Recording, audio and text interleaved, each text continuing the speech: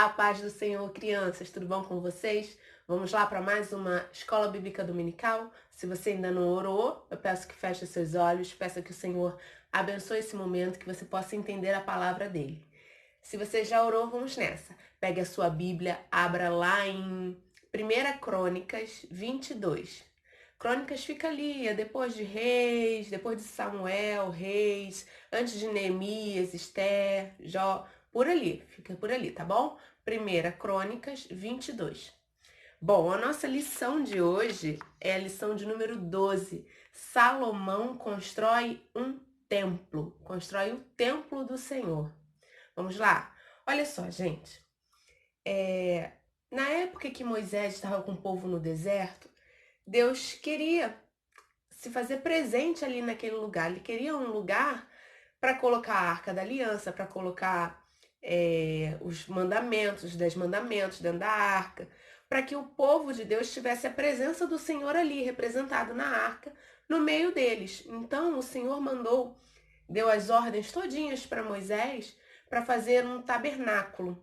Lembra que eram tendas e que toda vez que eles precisavam andar no deserto, eles tinham que desmontar tudo. Cada um tinha o seu serviço. Quem fazia esses serviços eram os levitas, eram os da tribo de Levi. Eles ficavam responsáveis por fazer tudo isso.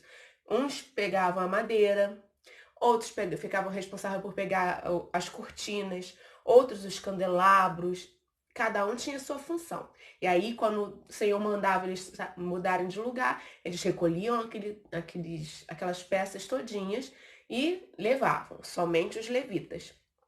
E também na família dos levitas tinha a família dos sacerdotes. Os sacerdotes eram aqueles que cuidavam das coisas do templo. E dos sacerdotes tinha o sumo sacerdote, o grande sacerdote. Esse grande sacerdote, ele era responsável por levar o sacrifício do povo. Uma vez por ano, ele tinha que fazer um sacrifício por pecado dele e por pecado de todo o povo. E ele entrava num lugar que ficava secreto. Era o lugar santo dos santos, era o Santíssimo, tá?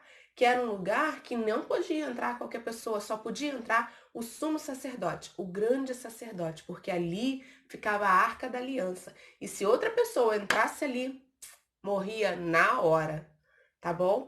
Então só quem podia entrar era o grande sacerdote, o sumo sacerdote, tá bom? E os sacerdotes faziam o quê? Eles trabalhavam ali, faziam sacrifícios, acendiam o incenso, né?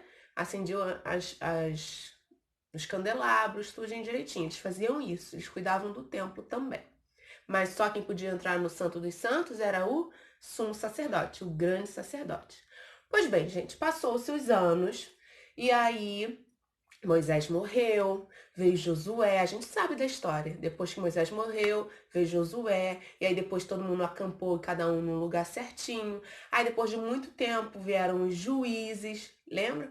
E depois dos juízes, o povo sentiu necessidade de ter um rei, que foi o rei Saul, que Deus ungiu, mas depois ele desagradou ao Senhor, e aí o Senhor ungiu Davi. A gente vem estudando isso as lições todinhas.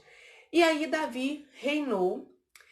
E a gente sabe que depois de Davi, quem é que reinou depois de Davi? Foi da lição passada, o Salomão. Mas antes de Davi morrer, ele parou assim para pensar, ele ficou pensando assim, ele falou: "Poxa, eu moro num palácio tão bonito", isso Davi que pensou, tá? "Poxa, eu moro num palácio tão grande, tão bonito, e o meu Deus não tem um lugar tão bonito assim para ser adorado. Poxa, ele vive em tenda, né? A gente adora ele em tenda, num tabernáculo. Não, eu quero construir algo bonito assim, maior que o meu palácio para o Senhor." E aí Deus se agradou dessa ideia de Davi, ficou muito feliz e deu as instruções para Davi para serem construídos o templo do jeito como o Senhor queria. Mas ele falou para Davi que não seria ele que iria construir, não seria Davi. Quem iria construir no lugar de Davi seria o próximo rei, o filho de Davi, o Salomão, que iria construir. Você acha que Davi ficou com raiva de Deus e falou: "Ah, também não quero. Ah, não vai deixar eu construir o templo, eu também não quero mais assunto não, não quero que construa nada não." Não, ele não ficou assim. Ele ficou feliz por saber que seria o filho dele que iria construir o templo para o Senhor. Então ele anotou tudinho direitinho que Deus mandou falar o que Deus mandou fazer no templo. Ele anotou e depois ele chamou o seu filho e explicou: olha, quando você for rei, Salomão, você que vai construir esse templo aqui, exatamente como Deus mandou. Porque Deus quer que construa assim, mas ele não quer que eu faça, ele quer que você, Salomão, faça. Vamos lá, vamos ver isso? Olha, tá escrito. Cadê aqui? Tá escrito lá em 1 Crônicas. Eu falei 1 Crônicas, né? 1 Crônicas, capítulo 22, versículo. Vamos ler aqui o 6, o 7 e o 8, tá bom? Vou ler aqui pra vocês, ó. Tô na minha Bíblia. 1 Crônicas 22, versículos 6, 7 e 8. Diz assim, ó. Tá falando de Davi, tá?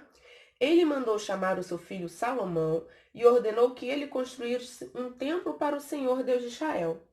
Davi disse: meu filho, eu quis construir um templo em honra do Senhor meu Deus. Mas ele disse que eu havia matado muita gente e feito muitas guerras. Portanto, por causa de todo o derramamento de sangue que eu causei, ele não me deixaria construir esse templo para ele. Porém, Deus me fez uma promessa. Ele disse: você terá um filho e governará em paz, porque eu farei com que ele viva em paz com todos os inimigos. O seu nome será Salomão, porque durante seu reinado eu darei paz e segurança ao povo de Israel. Ele construirá o templo para mim. Ele será meu filho e eu serei seu pai, e os seus descendentes governarão Israel para sempre. Acabei lendo até o 10, tá, gente? Que disse o quê? Por que Deus não queria que Davi construísse o templo? Porque Davi tinha as mãos sujas de sangue. O que significa isso? O reinado de Davi foi um reinado em que eles tiveram muitas guerras. E Davi teve que ir, como rei, ele teve que ir para frente da batalha e matar muita gente na guerra. Deus não queria que alguém construísse um templo para ele com essas mãos assim de guerra. Ele queria alguém que construísse com as mãos de paz, de tranquilidade. E ele sabia que o reinado de Salomão seria um reinado de paz, porque ele daria paz ao povo. E aí, Davi, antes de morrer, ele falou isso para o filho dele, Salomão. Falou: olha, meu filho, quando eu morrer, você vai se tornar o rei. E eu quero que você construa do jeito que Deus mandou. Aí Davi até guardou, já foi guardando as coisas já para ser construído. Quando fosse construído, ter bastante material, tá? Vamos ver aqui, olha. Vamos continuar a história.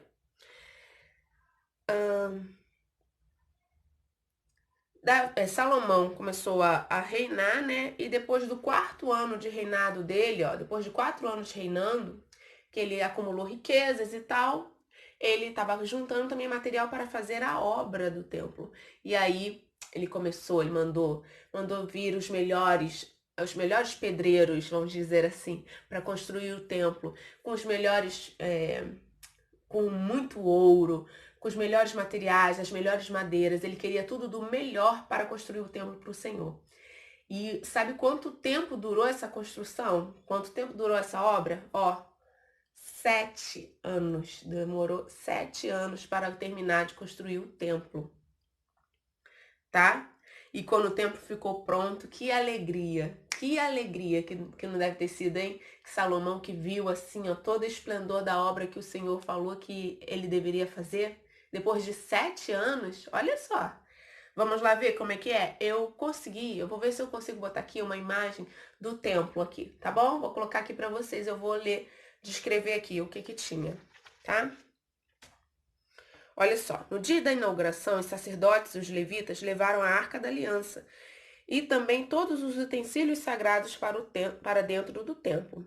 Ó, lembra que eu falei que os levitas, só eles é que podiam arrumar as coisas do templo e os sacerdotes é que podiam segurar a Arca da Aliança? Se alguém tocasse na Arca da Aliança sem ser sacerdote, ó, morria, tá? Então os sacerdotes levaram a Arca da Aliança. A Arca da Aliança era aquela que tinha os querubins assim e que... Vou ver se eu boto a foto aí da Arca da Aliança. E dentro da Arca da Aliança tinha as tábuas da lei de Moisés, dos 10 mandamentos que o Senhor deu a Moisés. E aquela arca representava a presença do Senhor ali perto do povo, tá? Então eles levaram aquela Arca da Aliança para dentro do templo. E depois, ó, aqui diz que quando eles chegaram lá, quando eles saíram de dentro do templo, uma nuvem encheu o lugar. A nuvem representava a glória do Senhor. Imagina, a glória do Senhor ali, ó. Deve ter sido uma festa, deve ter sido tão bonito, gente. Salomão ergueu as mãos em frente do povo e pediu a bênção do Senhor para todos eles. Depois continuou orando e pediu que as orações feitas naquele lugar fossem atendidas. O templo era um lugar sagrado, gente. O povo se reunia em torno do templo. À frente do templo ficava o altar dos holocaustos, onde os animais eram sacrificados, e havia uma bacia de bronze onde era feito o ritual de lavação dos sacerdotes. 2 pilares enormes ficavam na entrada. Eram chamados de pórtico. Na lateral, que rodeava o templo, ficavam as câmaras. Não é câmeras, não, é câmaras, tá? Os lugares. No lugar santo, os sacerdotes entravam todos os dias. Lá tinha 10 candelabros, um altar de incenso e uma mesa, tudo feito de ouro. E no Santo dos Santos, ou seja, no lugar santíssimo, lá no Santo dos Santos, onde ficava a Arca da Aliança, somente o grande sacerdote poderia entrar, uma vez por ano, para oferecer sacrifícios. Olha só, gente, eu quero que vocês abram a Bíblia agora lá no Novo Testamento, lá em Hebreus, capítulo 9. Hebreus fica lá pro final da Bíblia, tá? Lá no Novo Testamento, lá um pouco antes de Apocalipse, tá? Hebreus capítulo 9, versículo 22 disse assim, ó: de fato, de acordo com a lei, quase tudo é purificado com sangue. E havendo derramamento de sangue, não havendo derramamento de sangue, não há perdão de pecados. Ou seja, naquela época que a gente vivia como a lei do Senhor, a gente vivia fazendo tudo, obedecendo às leis do Senhor, naquela época tinha que seguir os rituais. E para você poder ser purificado do pecado, tinha que sacrificar um animal, tá? Esse era o jeito de você tirar o seu pecado. Você tinha que purificar um animal, tinha que sacrificar um animal, tá? O Senhor tinha que derramar o sangue do animal para o Senhor. Mas a Bíblia nos ensina também que hoje em dia a gente não vive mais no tempo da lei. A gente não precisa. Tu já viu o pastor sacrificando algum animal na igreja? Já viu? Já pensou? Deus me livre. Não precisa. Sabe por que não precisa? Porque o Senhor, nosso Deus, já enviou um sumo sacerdote, o grande sacerdote, que é Jesus Cristo. Ele veio do céu para aqui para a terra para poder se fazer sacrifício por nós. Hoje nós não precisamos mais sacrificar um cordeirinho ao Senhor, porque o Senhor Jesus já se sacrificou morrendo na cruz para nos salvar de todo o pecado. Quando ele derramou o sangue dele naquela cruz, ele estava derramando o sangue dele em nós, tirando o nosso pecado, tá bom? Vamos lá ler, ó. A Bíblia nos ensina que o templo, aquele templo que Salomão fez, é uma sombra, é uma imitação, uma cópia do que existe no céu. Quer ver? Olha aqui, Hebreus 8, 5, ó. Hebreus, capítulo 8, versículo 5, diz assim, ó: o trabalho que esses sacerdotes fazem é, de fato, somente uma cópia, uma sombra do que está no céu. Foi isso que aconteceu quando Deus falou com Moisés. Quando Moisés estava para construir a tenda, Deus disse: tenha cuidado para fazer tudo de acordo com o modelo que eu lhe mostrei no monte. Então, ó, o Senhor revelou para Moisés o modelo que ele deveria fazer. Mas isso é só uma representação, é uma cópia, é uma sombra do que existe no céu, tá? Que é o lugar mesmo santo, onde o Senhor mora, né? Hoje em dia a gente não precisa fazer sacrifício, porque o Senhor já morreu na cruz, já derramou o seu sangue na cruz por nós. Ele fez um sacrifício perfeito. E se ele fez um sacrifício perfeito, significa que eu não preciso fazer outros sacrifícios. Se eu for sacrificar um animal para o Senhor, eu estou dizendo que o sacrifício do Senhor Jesus feito na cruz não valeu de nada. Se eu fizer um sacrifício, se eu pegar um cordeirinho e falar assim, eu vou matar um cordeirinho para sacrificar ao Senhor, para ele poder tirar o meu pecado, isso daí é você fazer algo muito feio. É você dizer para o Senhor assim, ó, Senhor Jesus, não adiantou nada você morrer naquela cruz por mim, porque eu acho que não adiantou. Eu tô querendo fazer um outro sacrifício, porque o seu não foi suficiente. A gente tem que tomar cuidado. O sacrifício do Senhor Jesus foi perfeito na cruz. E ele, com a sua perfeição, ele tirou o pecado de todo mundo. Todo mundo que crê no Senhor Jesus, crê que ele deu a sua vida para tirar o nosso pecado, para morrer por nós, para nos santificar. Todo mundo que crê no Senhor Jesus vai ser salvo. Se você crê no Senhor, você já é salvo no nome do Senhor Jesus. Amém? Ele é o Cordeiro de Deus que tira o pecado do mundo. Está escrito lá em João 1:29. Nós não precisamos mais de um sumo sacerdote aqui na terra, tá? Para a gente entrar no Santo dos Santos. Porque quando Jesus morreu na cruz, a Bíblia diz que o lugar santíssimo, ele ficava separado por um véu. Um véu cobria e dividia a parte do lugar santo do lugar santíssimo, o Santo dos Santos. No Santo dos Santos, só quem podia entrar era o grande sacerdote, o sumo sacerdote. No outro, no santo, os sacerdotes podiam entrar. Quando o véu rasgou, quando Jesus morreu na cruz, a Bíblia conta que o véu rasgou de cima até baixo. Significa que não tem mais separação entre o lugar santo e o Santo dos Santos. Isso significa que eu e você, a gente não precisa de ter uma pessoa interferindo ali, uma pessoa fazendo algo para nos purificar do nosso pecado, porque o Senhor Jesus é o sumo sacerdote. Ele já fez esse sacrifício por nós.